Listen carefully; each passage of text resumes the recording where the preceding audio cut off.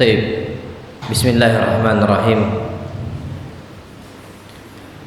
Assalamualaikum warahmatullahi wabarakatuh. Alhamdulillah wassalatu wassalamu ala Rasulillah.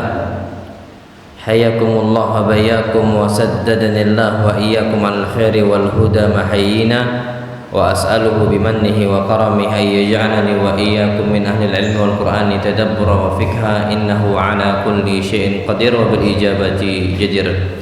Tib ayyuha al-ikhwatul kiram, kita terakhir ana di sini akan membahas tentang masalah 24 jam tentang masalah amalan di bulan Ramadan. Antum kalau belum lihat ada di YouTube 123 dan ana akan membahas sini yang keempat insyaallah. Dan ini pun kayaknya nggak selesai juga gitu, tergantung nanti insyaallah.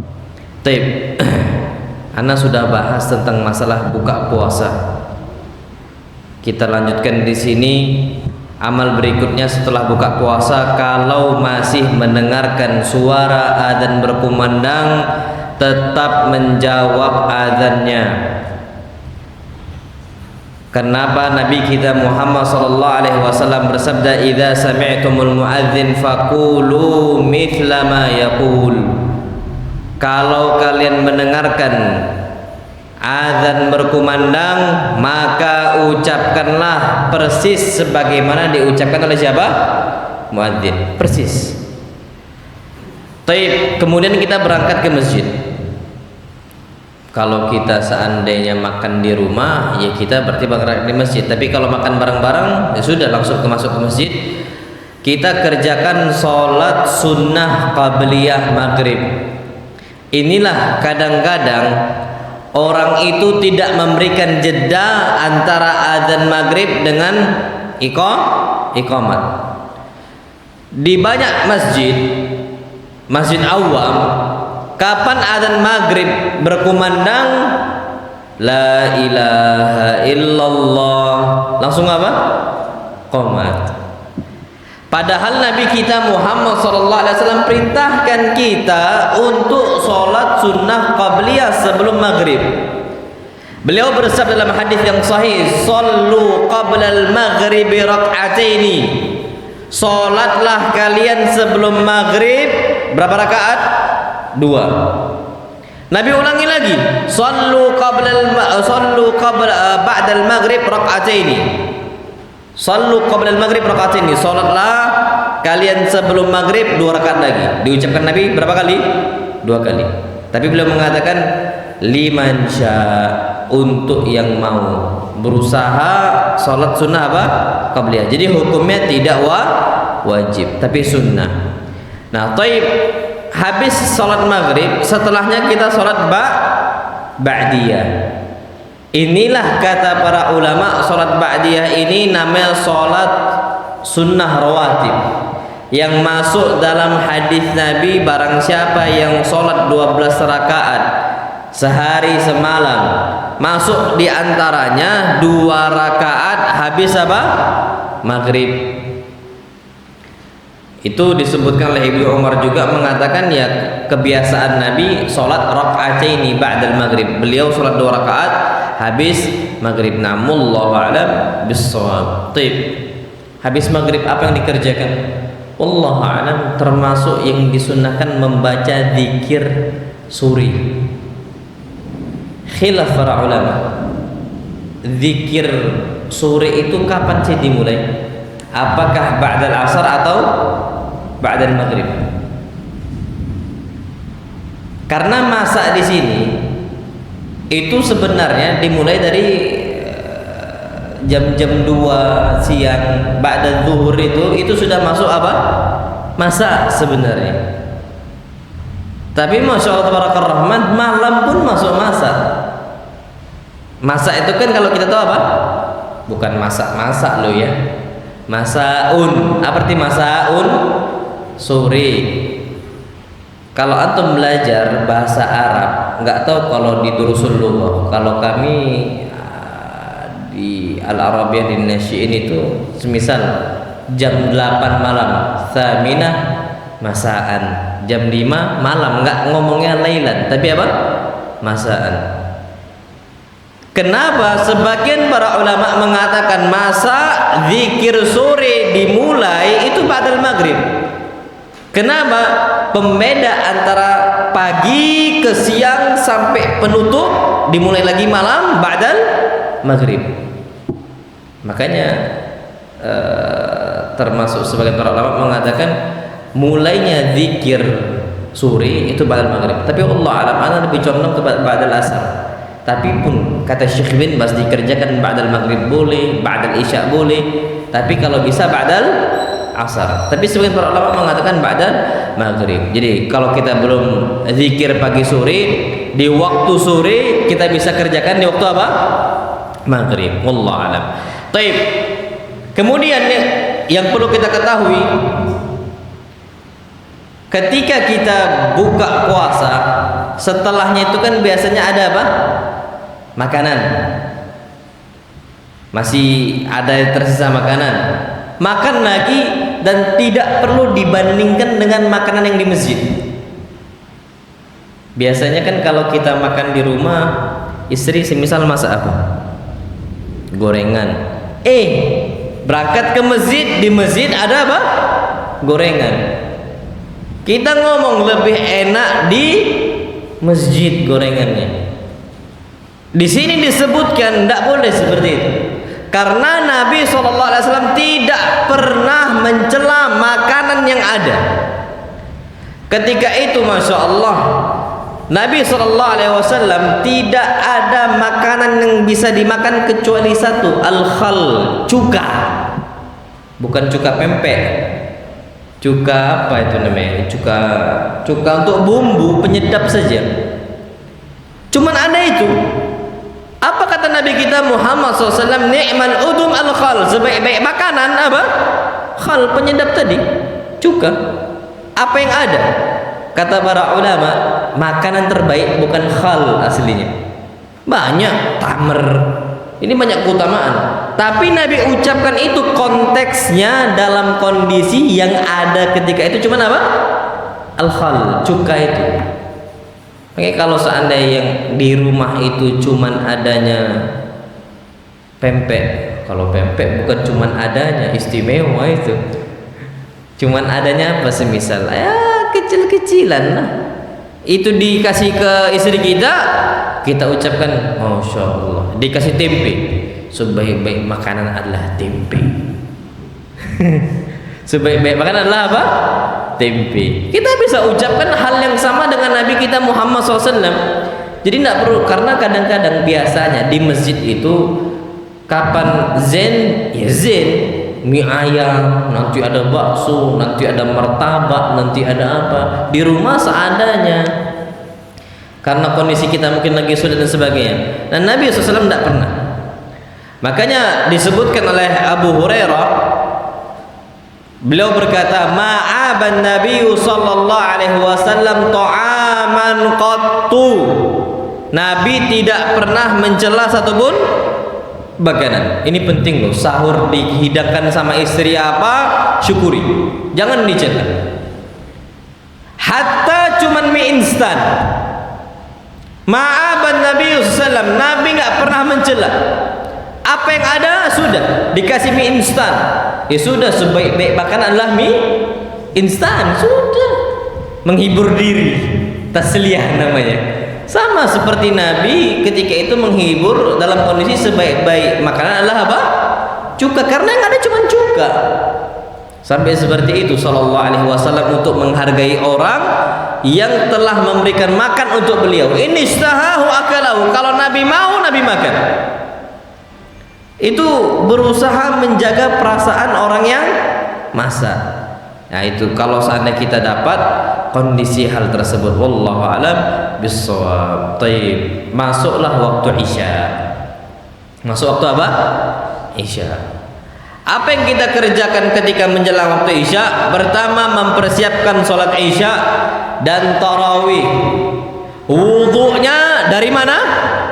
Rumah. Karena hadisnya, orang yang mendapatkan keutamaan kaki kanan mengangkat derajat, kaki kiri menghapus apa?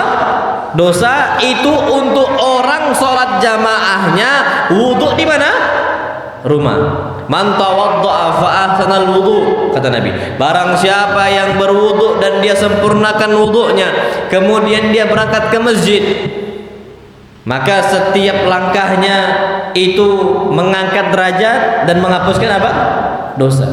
Ini hadis Nabi kita sallallahu untuk orang-orang yang wudu di masjid.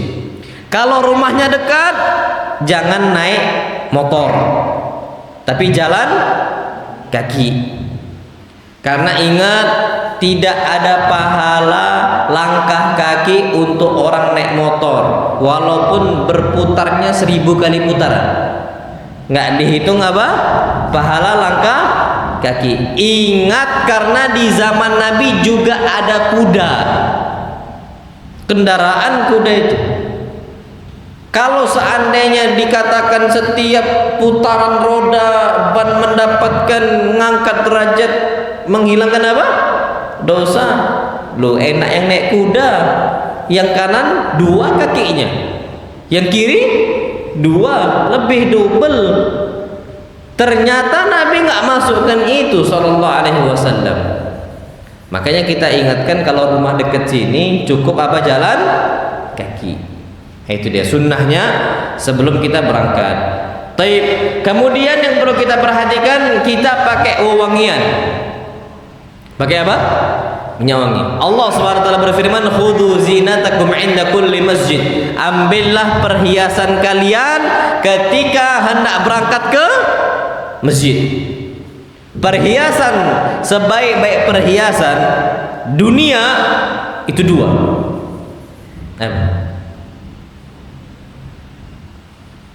Parfum sama wanita salihah. Perhiasan dunia, kata Allah, khudhu zinatakum 'inda kulli masjid. Pakailah atau ambillah perhiasan kalian setiap kali hendak ke masjid. Perhiasan dunia yang paling baik itu 2. Minyak wangi sama wanita salihah. Makanya kalau bisa perbanyak minyak wangi, perbanyak istri. Kalau bisa. Antum senyum-senyum aja kan. Ana juga sama, Pak. Ana ngomong gini kan gara-gara gak ada istri. Kalau ada istri nggak berani kita ngomongin. Nah, sahih. Tapi jangan diboikot abis nih ya, nah, sama ibu-ibu. Jangan lagi undang Ustaz Al-Amiri. Softa. Insyaallah enggak, insyaallah. Tapi ternyata Nabi SAW itu disebutkan dalam riwayat, beliau itu ketahuan ketika beliau itu hendak datang dan ketika beliau itu pergi. Biasanya orang kecium parfumnya ketika kapan? Pergi, karena ke belakang. Tapi ini Nabi kecium dari ketika beliau hendak datang sallallahu alaihi wasallam. Berarti memang wangi betul sallallahu alaihi wasallam. Dan itu memang kebiasaan beliau. Makanya disebutkan dalam hadis yang sahih, innama hubbiba ilayya min dunyakum at-tibu wan nisa. Aku dijadikan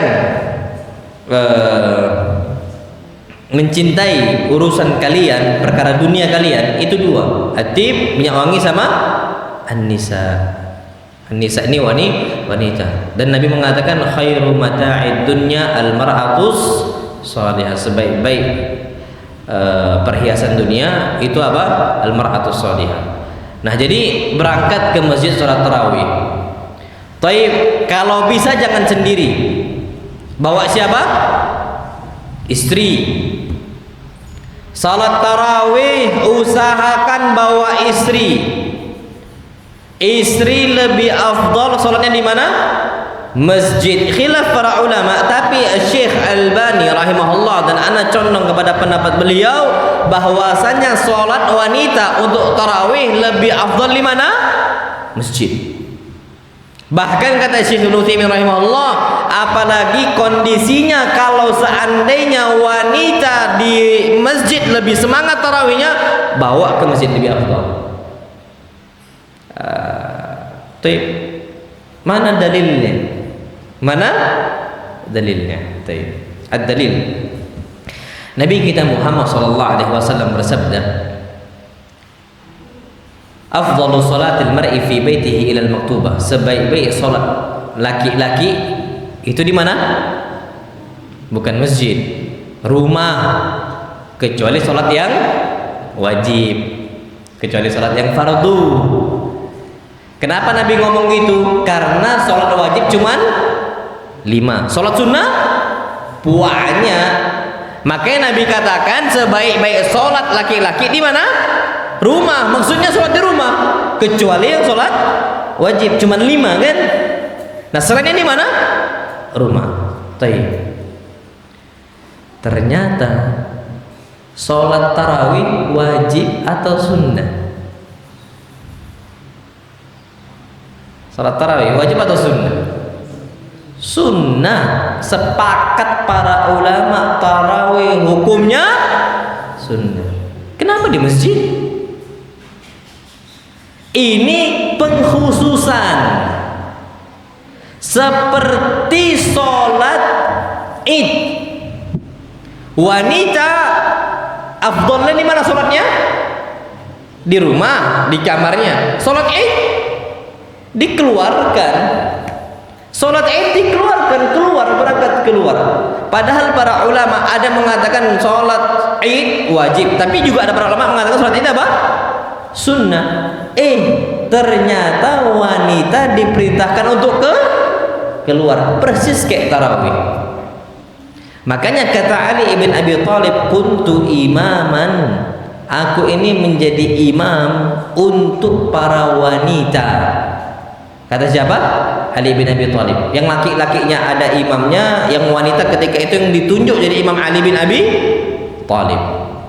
Makanya kata Syekh Al-Albani rahimahullah, perempuan bawa kemana? Ke masjid. Jangan nggak dibawa. Apalagi anggaplah pun mereka sholatnya kebanyakan 11 rakaat, yang dibaca apa? Kulhu. Ketawa kan? Kayaknya fakta itu. Antum coba tanya, Dek, kalau sholat di rumah, sholat tarawih 11 rakaat, apa yang dibaca? Jujur, tolong jawab. Oh, bacanya kul huwallahu ahad sama kul a'udzu birabbin nas. Ayo nih, berangkat ke masjid sama abang. Enggak betul itu. Kasihan. Kulhu ngejar, rupanya habis sholat tarawih nonton TV. Mending sekalian bawa kemana? Masjid. Makanya pendapat yang lebih tepat dari ini pendapatnya Syekh Al-Albani rahimahullah, bahwasanya sholat tarawih lebih afdal di mana? Di masjid. Makanya wanita-wanita di Timur Tengah tuh berangkat, banyak yang berangkat ke masjid. Sholat apa? Tarawih. Antum kalau lihat acara siaran sholat tarawih itu kan ada yang pakai drone itu. Semisal Al-Afasi TV, semisal Al-Afasi TV itu kan dari dulu itu ditayangkan, wanitanya banyak betul. Dan itu wallah alam memang yang lebih tepat, karena nggak mutlak sholat wanita itu nggak mutlak lebih afdal di rumah, nggak mutlak. Kebanyakannya iya, tapi ada yang dikhususkan sholat tarawih sama sholat itu dia. Itu yang perlu kita ketahui, wallahu alam bisawab. Jadi kalau seandainya kondisi kita ini sholat tarawih bawa istri, bawa anak-anak. Taib. Kemudian yang mau anak tekankan, ketika kita bawa anak-anak itu letakkan di sebelah kanan kita atau sebelah kiri kita. Jangan bawa anak nggak bertanggung jawab. Pas dilepas, swap kemana-mana dia. Ujung-ujungnya bacaan imam kalah suaranya dibandingkan ketawanya anak-anak. Ini penekanan juga sholat tarawih, jangan anak-anak dimundurkan ke belakang. Pasti main. Ada sebagian orang menyatakan anak-anak taruh softnya di belakang. Satu soft mereka asli main. Anak kecil softnya memutus soft sholat. Siapa bilang? Anak kecil belum balik jadi imam sah nggak? Kalau mutus sof yang nggak bakal sah lah. Ternyata hadis-hadis yang sahih belum balik sahabat Nabi kita sallallahu alaihi wasallam fadafa'uni, mereka mendorong saya untuk jadi imam. Kenapa? Kuntu aqra'ahum lil Quran. Aku ketika itu lebih banyak hafalan Qurannya dibandingkan mereka. Fadafa'uni, mereka dorong saya. Padahal belum apa? Ihtilam. Belum balik. Kalau memang soft, kalau anak kecil memutus soft sholat, maka nggak boleh jadi apa? Imam. Makanya ada soft anak-anak di depan, antum tarik ke belakang, nak ke belakang. Loh, dia soft pertama dapat nggak pahalanya? Dapat. Innal malaikata la yusalluna ala sufufil awal. Para malaikat itu mendoakan orang-orang yang berada di soft pertama. Anak kecil doakan sama para malaikat, Allahumma ighfir lahu, Allahumma arhamhu, ya Allah rahmatilah si anak ini. Tiba-tiba ditarik, antum yang maju. Zalim nggak itu? Zalim. Haji anak kecil sah nggak? Sah. Sah. Sampai Nabi mengatakan laki ajrun walahu ajr. Ketika ada salah seorang sahabiat bawa anaknya ketika haji, ketika Nabi berkhutbah diangkat nih anak. Ya Rasulullah, ali hadza hajjun. Ini anak kecil dapat enggak pahalanya? Pahala haji. Naam, walaki ajr. Iya, dia dapat pahalanya dan engkau dapat pahalanya dia, karena dibimbing sama ummahnya, sama emaknya. Dapat pahalanya. Makanya kalau kita bawa anak-anak jangan letakkan soft belakang. Nah sekarang kondisinya di masjid ini anak-anak soft berapa? Atau nggak ada anak-anak di sini? Ada kan? Biasanya taruh mana? Di belakang kan? Oh alhamdulillah, alhamdulillah. Jangan disatuin. Anak-anak kapan disatuin? Minimal main body-bodyan. Sap. Kadang-kadang karena anak pernah kecil, gitu loh. Anak pernah kecil. Disatuin, coba samping abah anak. Habis salam, kena jewer. Tapi kalau sampingnya anak-anak semua habis. Main sana, main sini, imamnya lagi nangis, dia main terus. Orang mau khusyuk kan? Nah, jadi bawa anak jangan di samping bapaknya. Nabi SAW disebutkan dalam riwayat Hasan Husain itu sampai sujud di atas apa? Punggung Nabi ketika Nabi sujud. Berarti ketika Nabi bawa ke masjid, softnya Hasan Husain di belakang atau sama Nabi?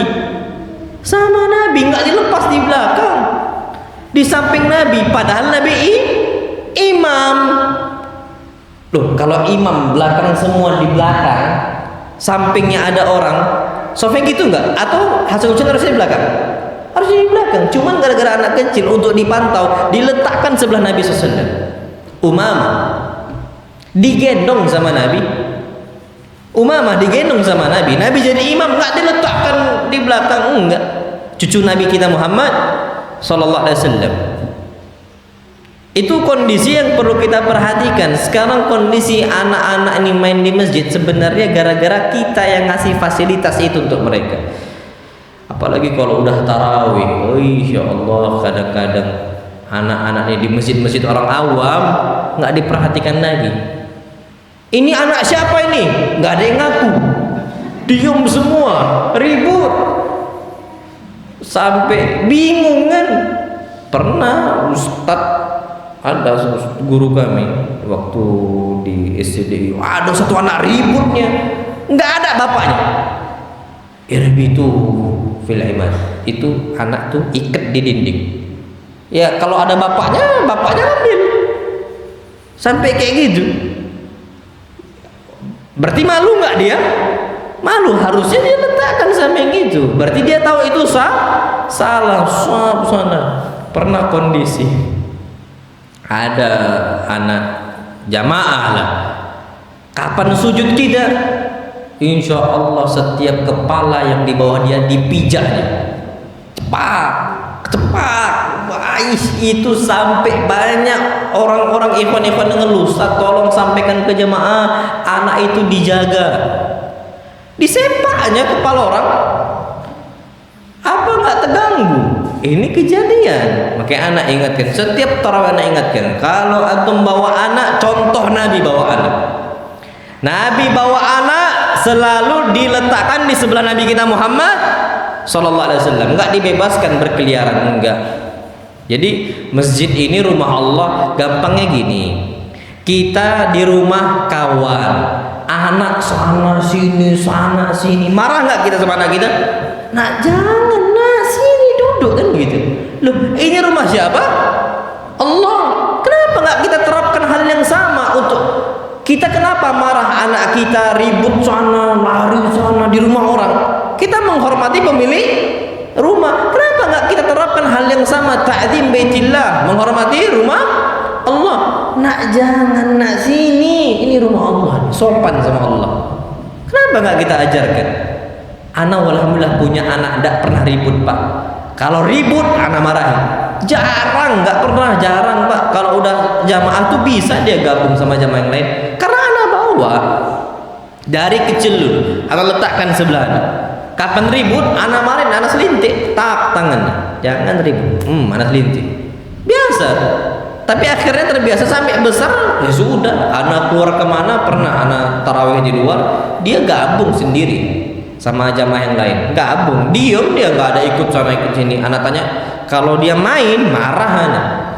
Itu pendidikan harus ditanamkan dari kecil. Jadi seperti itu. Nah, Ustadz kalau nanti dilarang main pas tarawih, nanti nggak tarawihan lagi, males. Enggak.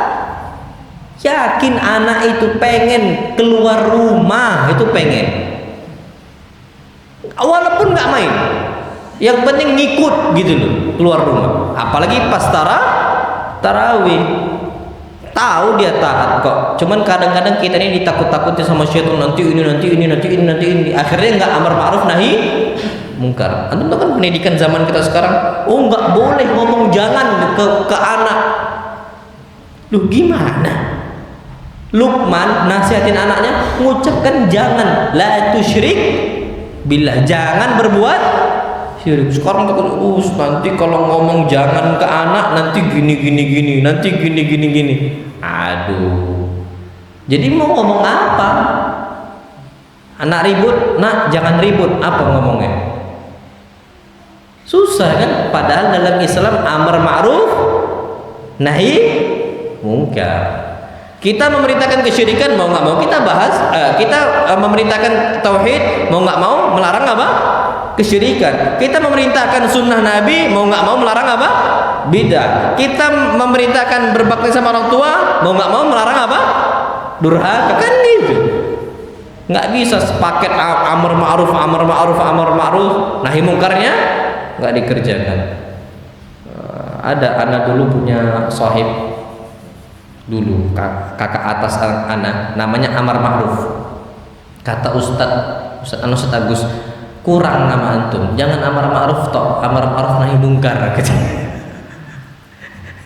Saya waktu itu kakak kelas, nama antum tuh jangan amar ma'ruf, tapi amar ma'ruf nahi mungkar katanya. Harus sepaket. Canda aja sih sebenarnya, canda, tapi ada kayak gitu.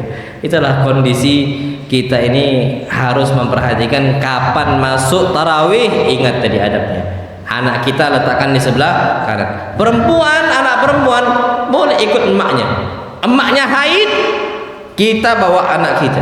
Nabi SAW bawa siapa? Umamah, nggak ada masalah. Berjilbab harus? Enggak. Kapan dilepasnya jilbab, sudah biarin aja. Namanya anak kecil belum wajib apa? Berjilbab, biarin aja. Anak umur 2 tahun, anak umur 3 tahun, kapan dilepas sama dia? Udah dipakaikan jilbab, dilepas sama dia nggak apa-apa. Bawa aja kumpul sama jamaah yang lain, sama laki-laki, nggak ada masalah. Karena Nabi pun membawa siapa? Umamah, cucu Nabi kita Muhammad sallallahu alaihi wasallam. Taib. Kemudian kita datang ke masjid. Kita melaksanakan qabliyah Isya. Qabliyah apa? Isya. Dan kita melaksanakan sholat Isya, setelah itu sholat rawatib isya 2 rakaat. Habis itu kita kerjakan salat tarawih berjamaah dengan sempurna sampai selesai. Sampai apa? Selesai. Jangan sampai ana mau witir di rumah. Imam biasanya di sini berapa rakaat salat tarawih? Berapa? Setahun 11 ya. Taib 11 rakaat. Gara-gara dia ini mau salat witir di rumah, mau diakhirkan, sudahlah ana salat tarawih 10 rakaat saja. Nanti 1 rakaatnya witir ana kerjakan di rumah. Atau sudahlah ana salat tarawih 8 rakaat saja sama imam, 3 rakaatnya witir ana kerjakan di mana? Di rumah. Rugi. Apa? Rugi. Kenapa keutamaan salat tarawih itu didapatkan untuk orang yang salat tarawih dari awal sampai akhir, salam imam selesai bubar? Nabi kita Muhammad sallallahu alaihi wasallam bersabda dalam hadis yang sahih, innahu man qama ma'al imam, sesungguhnya barang siapa yang dia itu salat bersama imam salat tarawih hatta yansarif, sampai bubar semuanya. Sampai apa? Bubar. Selesai 11 rakaat selesai. Salam baru bubar. Kutiba lahu qiyamul lailah, maka ditulis oleh Allah pahala salat 1 malam suntuk. Salat tarawih berapa lama sih? Anggaplah semisal sampai setengah 9 kita mulai, semisal dari jam 8 atau sampai jam 9, cuman satu jam. Ternyata dicatat oleh Allah qiyamul lailah, salat 1 malam suntuk. Jadi ba'dal maghrib sampai fajar dihitung salat tanpa henti. Besar nggak pahalanya? Besar. Tapi untuk orang yang sholat sampai terakhir. Jadi jangan ditinggalkan kondisi imam. Nanti lah biar akhir pulang. Kalau antum mau witir tambahan di rumah, tetap sholat sama imam. Caranya gimana? Sampai imam 11 rakaat, tambahin lagi 1 rakaat. Jadi antum masih sholat syafa' namanya, masih sholat genap. Kalau antum mau sholat, ana nggak mau witir dulu Ustaz, karena setelah itu ana mau sholat lagi. Taib, antum mau diakhirkan, antum mau sholat lagi boleh, cuman sampai imam selesai 12 rakaat berarti sama imam di masjid. Nanti antum boleh tambah di mana? Di rumah. Baru antum witir. Tapi kalau antum seandainya sudah witir, sholat lagi nambah, boleh nggak? Boleh. Aisyah sendiri meriwayatkan Nabi SAW sudah witir, qabla al-fajri, sebelum fajar, sholat rakaatain, Nabi sholat lagi. Padahal ditutup witir loh. Nabi sudah menutup apa? Witir. Tapi Nabi tambah lagi 2 rakaat. Berarti menunjukkan sholat sunnah 2 rakaat habis witir, boleh nggak? Boleh. Jadi kalau saran ana sekalian sholat sama imam sampai 11 rakaat selesai. Nanti kapan pulang antum mau sholat tahajud, semisal mau sahur, sebelum makan antum mau sholat dulu, maka diperbolehkan sholat 2 rakaat, 2 rakaat, 2 rakaat, 2 rakaat, yang sebisa kita. Memang ada hadisnya disebutkan ij'alu akhir salatikum bil-laili witra, jadikan akhir sholat malam kalian itu witir. Tapi ternyata Nabi pernah lakukan itu. Nabi sudah tutup dengan witir, Nabi tambah lagi. Nah, kalau kita tutup dengan witir, nambah lagi, boleh nggak? Boleh. Sebagaimana Nabi pernah kerjakan itu dan diriwayatkan dari Aisyah radhiyallahu taala anha. Wallahu a'lam bissawab. Baik. Habis salat tarawih, habis salat witir, apa yang kita ucapkan? Yang kita ucapkan subhanal malikil quddus, subhanal malikil quddus, subhanal malikil quddus, rabbil malaikati waruh. Yang terakhir tuh subhanal malikil quddus, subhanal malikil quddus, subhanal malikil quddus rabbil malaikati waruh. Itu doa kita terakhir, dan itu biasanya Nabi sallallahu alaihi wasallam panjatkan. Jadi habis witir, tapi ada diangkat sedikit ketika pengucapan rabbil malaikati waruh.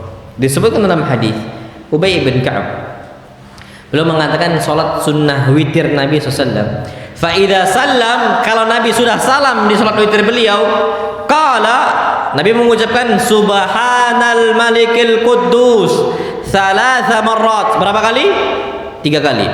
Yamuddu biha sautahu fil akhirati yaqul rabbil malaikati waruh. Tapi Nabi SAW agak tinggikan suaranya ketika yang ketiga dalam pengucapan rabbil malaikati waruh.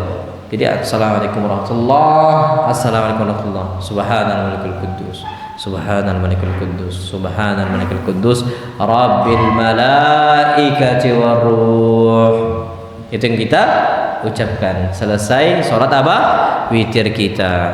Itu doanya. Dan juga disebutkan Nabi SAW juga pernah mengucapkan di akhir witir beliau doanya, Allahumma inni a'udzu biridhaka min sakhatik. Ya Allah, aku berlindung dengan keridhaan Engkau dari amarah Engkau ya Allah.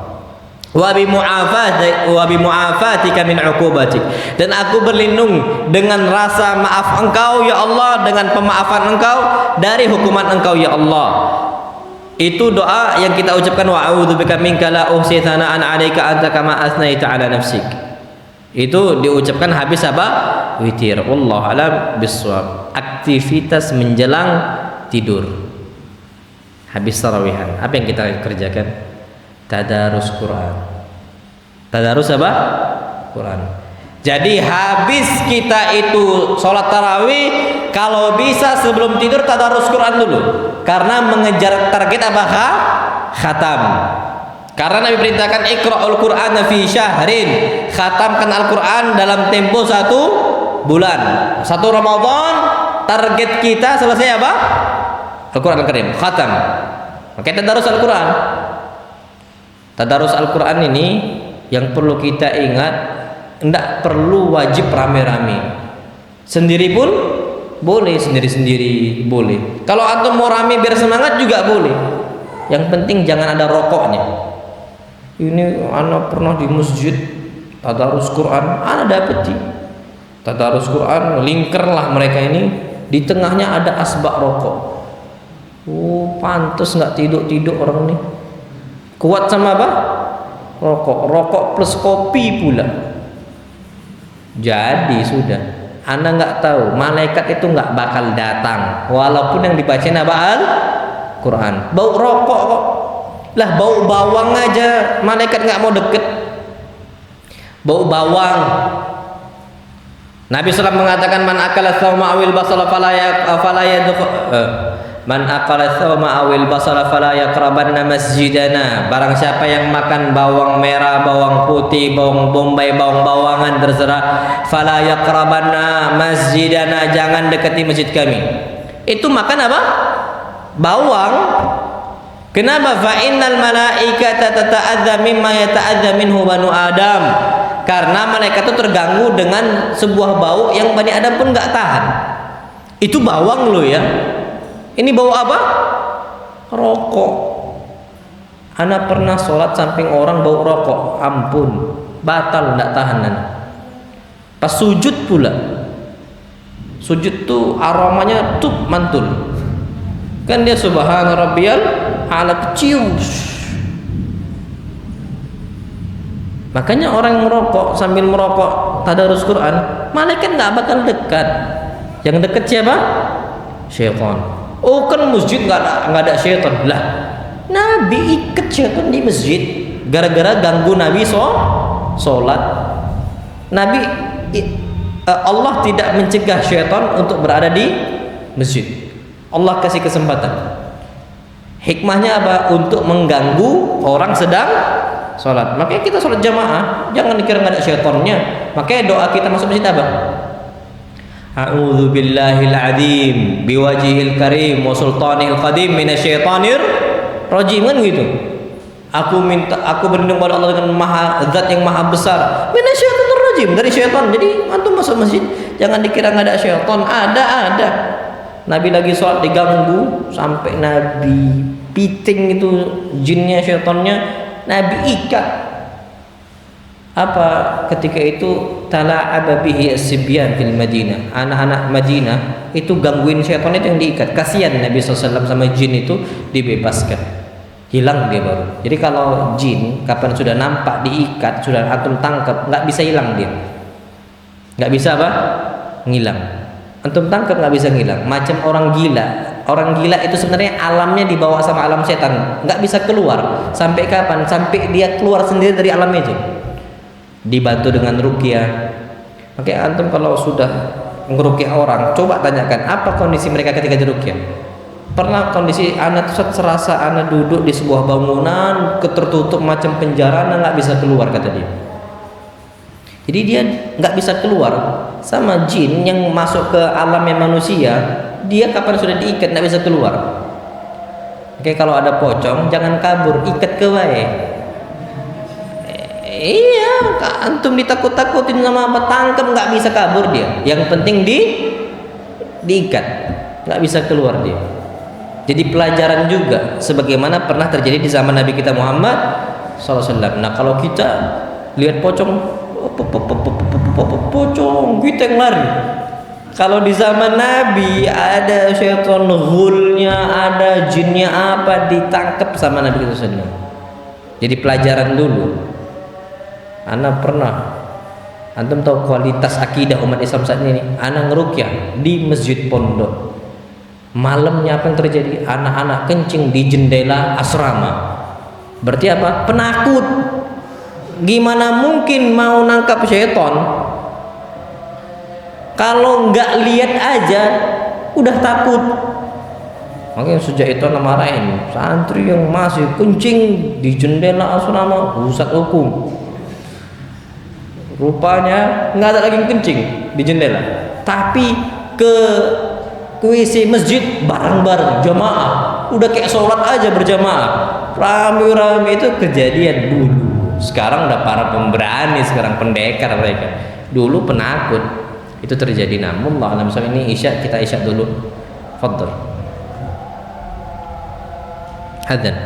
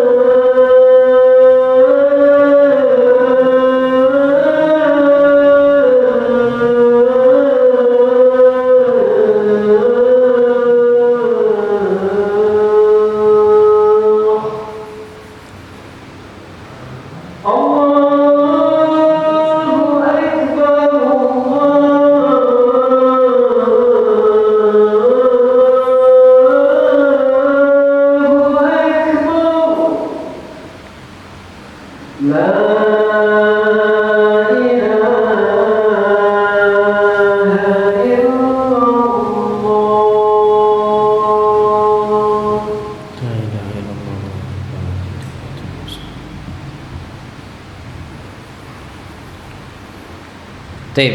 Kenapa kita diperintahkan tadarus, terutama sebelum tidur untuk mengambil waktu luang kita? Karena disebut oleh Ibnu Abbas, karena Nabi SAW ajwadan nas. Nabi SAW ini orang yang paling dermawan, masya Allah. Wa ajwadu ma yakunu fi Ramadan, dan beliau sallallahu alaihi wasallam lebih dermawan ketika bulan Ramadan. Jadi Nabi tiap hari itu sedekah. Tapi nominal sedekah Nabi di bulan Ramadan jauh lebih besar. Itu dia. Hina yalqahu Jibril, ketika malaikat Jibril jumpa, itu setiap malam di bulan apa? Ramadan, ngasih. Ketika itu apa? Fayudarisul Quran. Ketika Nabi sallallahu alaihi wasallam jumpa dengan malaikat Jibril di malam Ramadan, setiap malamnya, tiap malam, masya Allah, janji itu dengan malaikat Jibril. Fayudarisul Quran. Maka Nabi SAW tadarus Al-Quran, mempelajari Al-Quran bersama malaikat siapa? Jibril. Oke, kita usahakan tadarus. Jadi nggak harus sendiri, boleh bersama. Karena Nabi tadarus Al-Quran dengan siapa? Jibril. Jadi ada yang mengatakan kalau tadarus Quran bersama bid'ah. Enggak. Tapi tidak mewajibkan. Karena Nabi sendiri tadarus Quran sama siapa? Sama Jibril. Ada yang bilang, oh nggak boleh tadarus Quran bersama-sama, hukumnya bid'ah, nggak ada contoh dari Nabi. Lah Nabi contohkan. Sama siapa? Jibril. Jadi antum boleh, karena kadang-kadang orang kapan baca Quran sendiri, semisal a'udzu billahi minasyaitonir rajim, bismillahirrahmanirrahim, masuk ayat. Udah tengah-tengah masih 5 menit.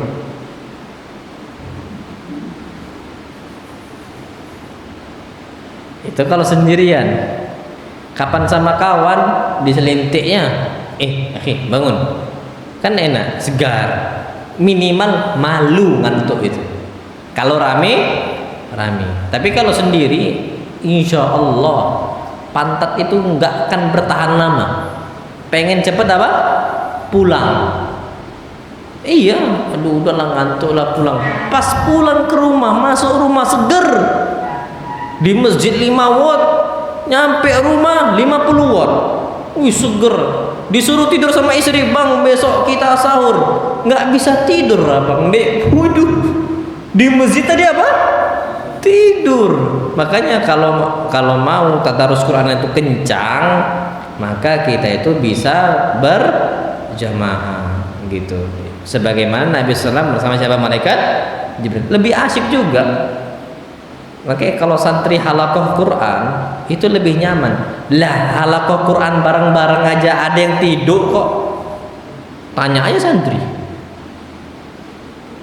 Nah, tidur enggak kalau halaqah? Ngantuk enggak? Insya Allah jawabannya iya. Insya Allah ngantuk jawabannya. Ada yang ngomong gitu. Insya Allah yakinan. Itu rame-rame. Apalagi dewean. Nah ya, makanya kemungkinan akan ngantuk. Baik. Kemudian apa?